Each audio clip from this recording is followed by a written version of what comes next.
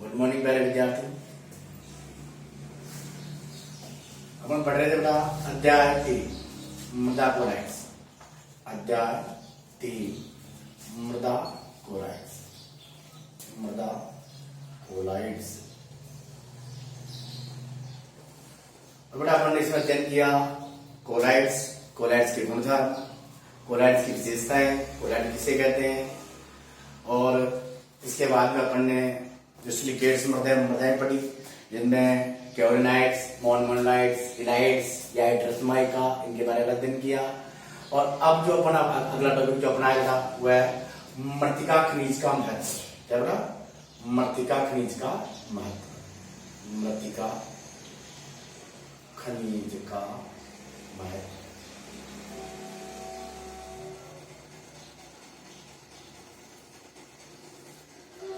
बेटा जो मृत्तिका होती है, मृत्तिका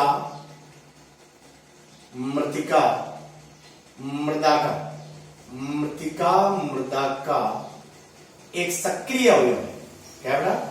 एक सक्रिय अवयव है। यह मृदा की उर्वरकता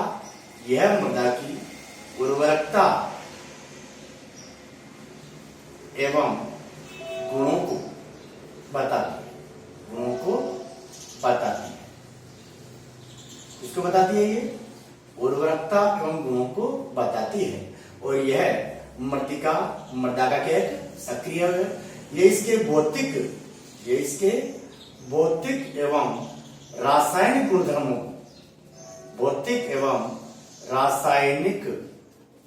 गुणधर्मों को या गुणों को क्या करती है? प्रभावित करती है। तो मृत्तिका क्या है? मृत्तिका मृदा का एक सक्रिय अवयव है। यह उर्वरकता गुणों को बताती है और ये भौतिक और रासायनिक गुणधर्म अर्थात गुणों को क्या करती है? प्रभावित करती है। क्या करती है बेटा? प्रभावित करती है। अपन पढ़ेंगे इसमें मृत्तिका खनिज के महत्व।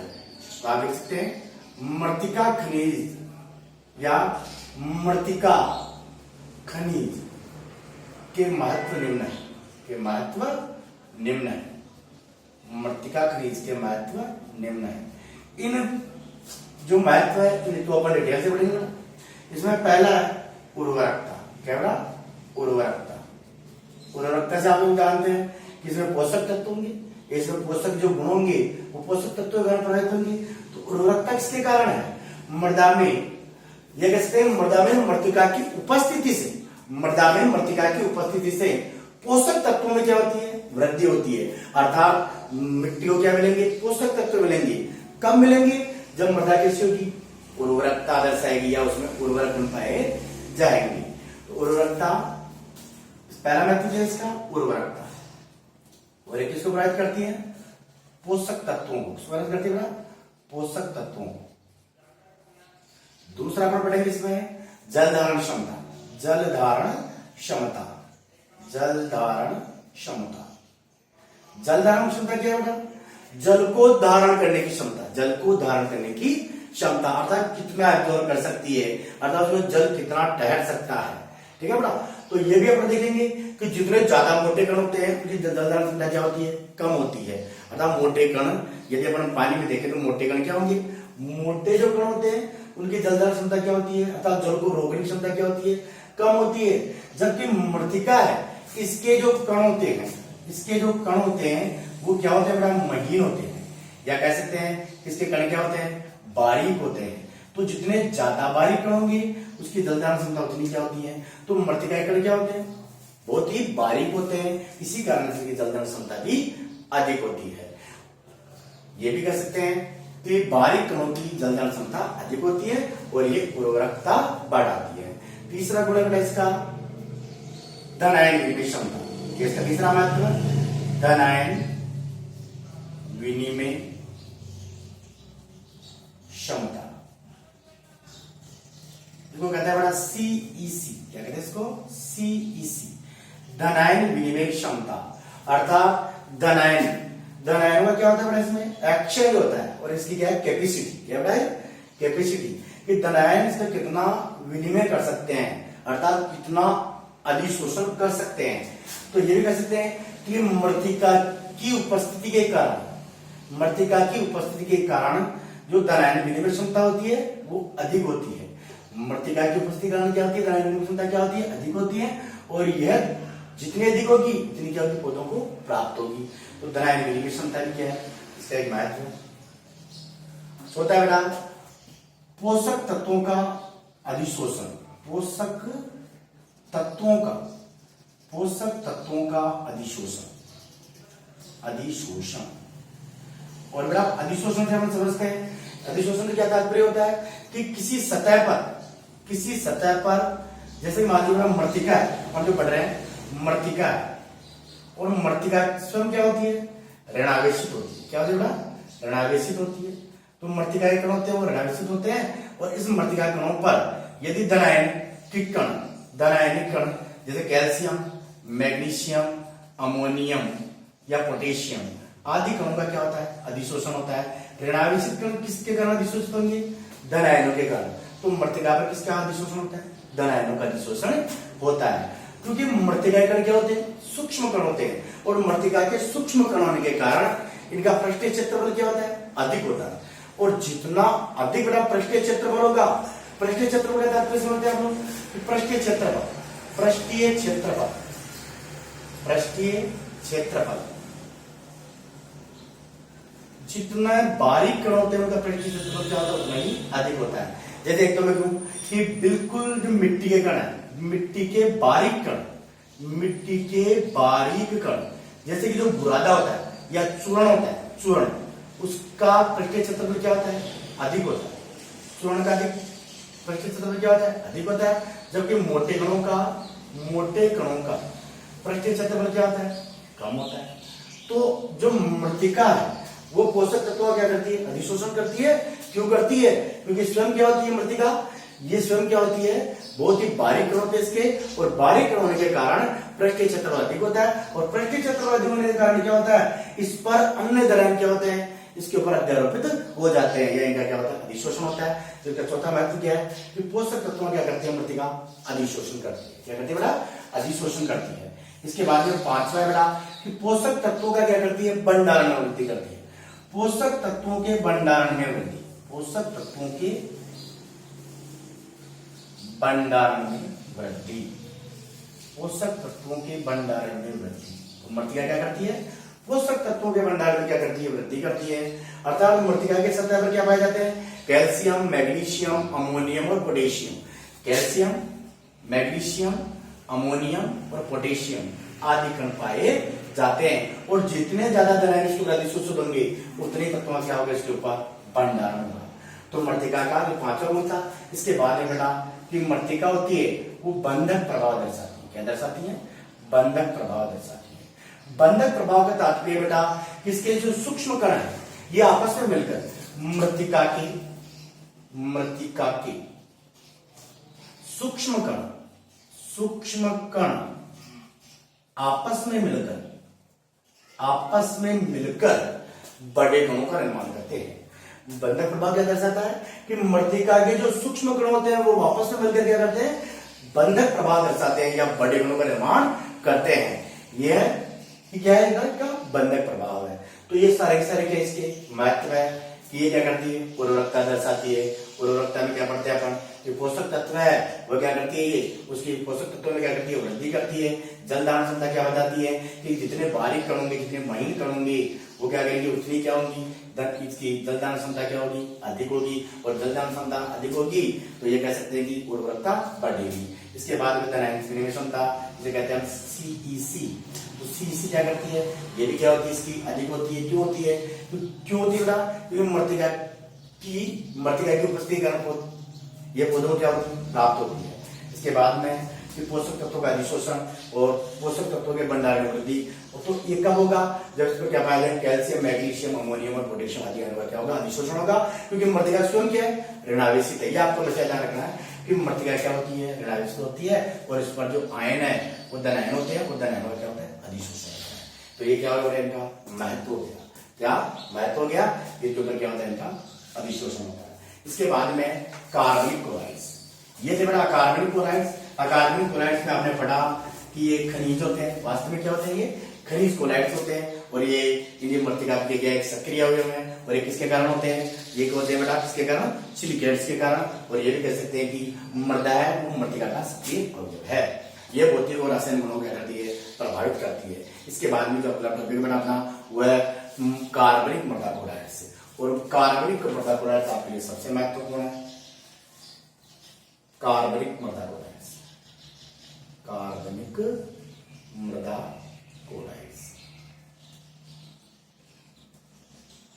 और ये कार्बनिक मृदा कोलाइड जो बेटा वास्तव में क्या होते हैं, ह्यूमस होते हैं। क्या होते हैं, ह्यूमस होते हैं। ह्यूमस जानते हैं आप लोग, ह्यूमस क्या होता है, ह्यूमस मृतिका का, वास्तव में जो ह्यूमस होता है वो मृतिका का जटिल कार्बनिक पदार्थों का मिश्रण होता है, और यह काले भूरे रंग का, कैसा होता है, काले भूरे रंग का जटिल पदार्थों का क्या होता है, मिश्रण होता है। काले भूरे रंग का क्या होता है, जटिल पदार्थों का मिश्रण होता है, और ये किस रूप में पाया जाता है, एक्रिस्टलीय होता है। कैसा होता है बेटा, एक्रिस्टलीय होता है। तो वास्तव में जो कार्बनिक मृदा कोलाइड्स होते हैं वो क्या होते हैं, ह्यूमस होते हैं। ह्यूमस किसे कहते हैं कि काले भूरे रंग का ऐसा पदार्थ जो कई पदार्थों का मिश्रण होता है और एक्रिस्टलीय रूप में पाया जाता है, उसे क्या कहेंगे बेटा, ह्यूमस कहेंगे। क्या कहेंगे अपन, ह्यूमस कहेंगे। और ह्यूमस की जो दरायन क्षमता होती है वो क्या होती है बेटा, अधिक होती है। इसका निर्माण कार्बन, हाइड्रोजन, ऑक्सीजन आदि से होता है। ये भी कह सकते हैं इसका निर्माण कार्बन, हाइड्रोजन, ऑक्सीजन निर्माण सिलिकेट मृतिकाओं के समान होता है। इसका निर्माण किसके समान होता है, सिलिकेट मृतिकाओं के समान, सिलिकेट मृतिका के समान। किसके समान होता है, सिलिकेट मृतिका के समान होता है। इसका कार्बनिक मृदा कोलाइड्स का।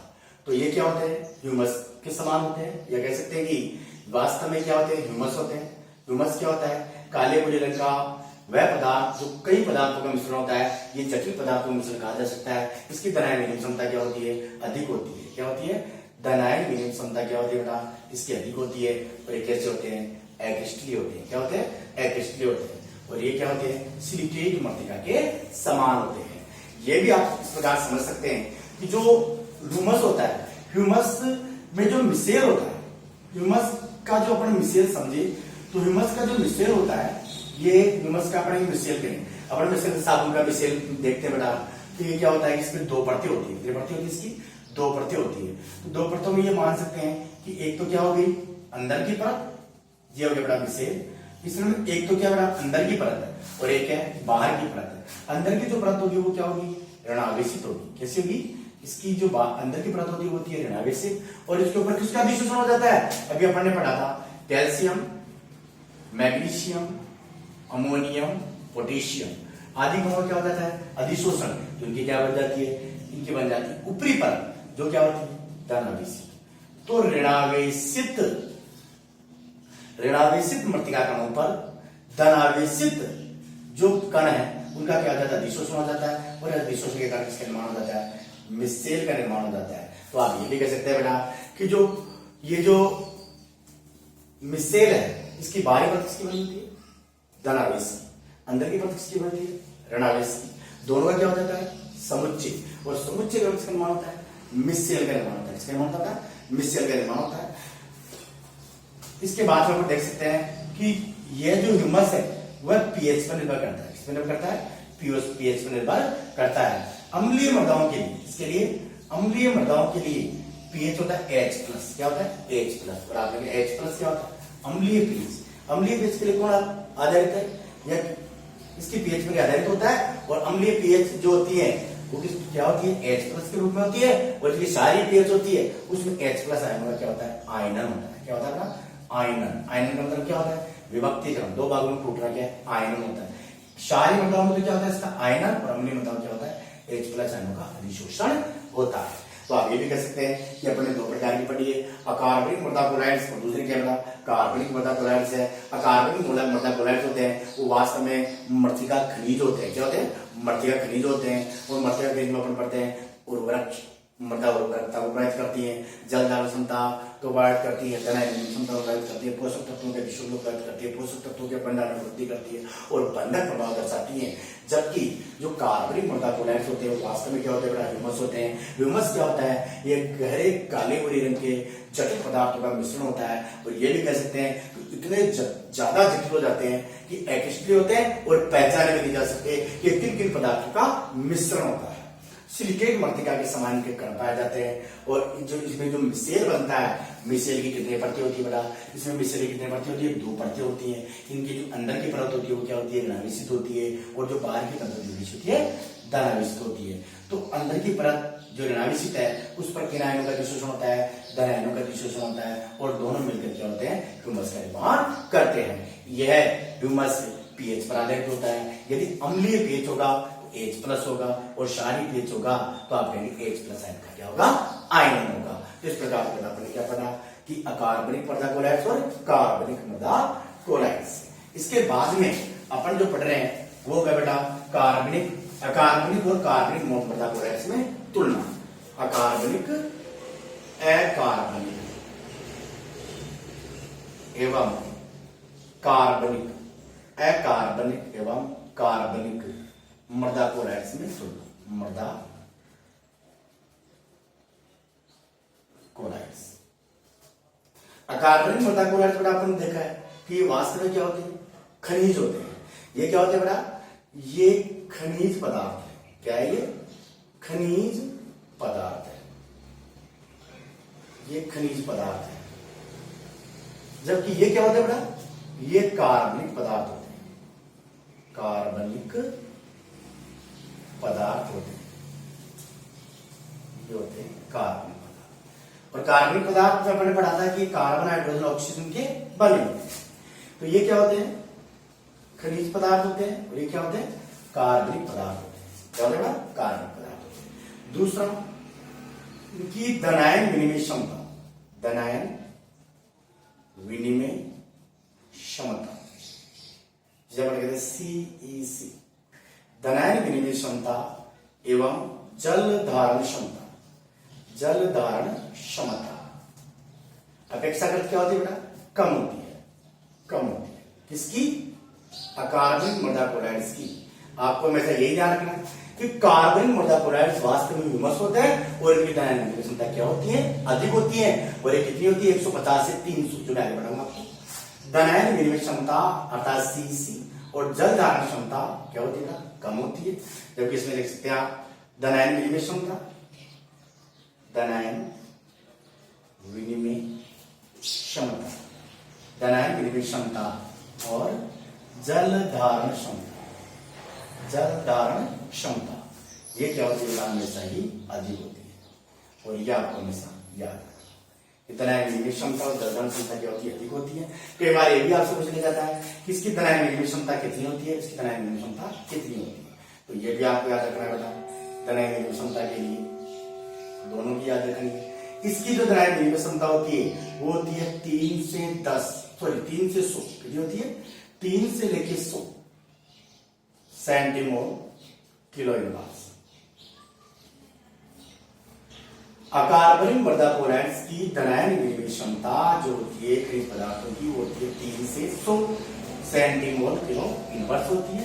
जबकि इसकी आपको हमेशा याद रखनी है, कई एग्जाम से पूछी जा चुकी है, और ये होते हैं आपके 150 से 300 सेंटीमोल किलो इनवर्स। कितनी होती है, 150 से 300 किलोमोल ये सेंटीमोल किलो इनवर्स तक होती है। ये आपको धनायन विनिमय क्षमता याद रखनी है। तीसरा जो ये भी बता सकते हैं आप कि इनमें ऋणायन जो स्रोत है वो OH होता है। इनमें ऋणायन, इनमें ऋणायन स्रोत, इनमें जो ऋणायन का स्रोत है वो OH- होता है। काय में, अकार्बनिक मृदा क्लोराइड्स में जो ऋणायन स्रोत होता है वो क्या होता है, OH होता है। जबकि इनमें जो ऋणायन विनिमय स्रोत होता है या ऋणायन स्रोत है, शॉर्ट में लिख सकते हैं, ऋणायन स्रोत है, वो क्या होता है अपना, COOH। आप लोग सब जानते होंगे, पढ़े आप COOH क्या होता है अपना, ओइक होता है। अर्थात ये क्या है, कार्बोक्सिलिक अम्ल।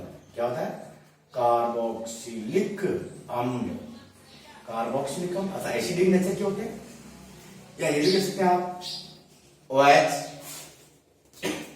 एल्कोहलिक, या फिर बेंजीन पर OH फिनोलिक। क्या होता है अपना, फिनोलिक। क्या होता है, फिनोलिक होता है। तो इनमें ऋणायन का स्रोत क्या होता है, कार्बोक्सिलिक अम्ल, एल्कोहलिक नेचर का या फिनोलिक, क्या होता है फिनोलिक, जैसे बेंजीन पर क्या आ गया OH, तो क्या गया फिनोलिक। इसके बाद में चौथा जो आपने बार बार पढ़ा था कि ये सिलिकेट मृतिका, ये सिलिकेट मृतिका, सिलिकेट मृतिका, सिलिकेट मृतिका एल्यूमिनियम हाइड्रोक्साइड, एल्यूमिनियम हाइड्रोक्साइड या आयरन हाइड्रोक्साइड, एल्यूमिनियम हाइड्रोक्साइड के बने होते हैं। ये क्या होता है, सिलिका मृतिका, सिलिका मृतिका या सिलिकेट मृतिका एल्यूमिनियम हाइड्रोक्साइड के बने होते हैं, जबकि ये वास्तव में क्या होते हैं, ये ह्यूमस होते हैं। क्या होते हैं, ह्यूमस होते हैं, ये ह्यूमस होते हैं।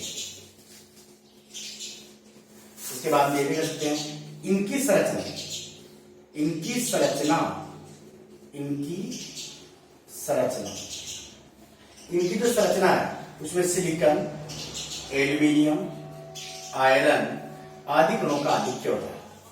इनकी संरचना में सिलिकॉन, एल्यूमिनियम, आयरन आदि कणों का क्या होता है, आधिक्य होता है।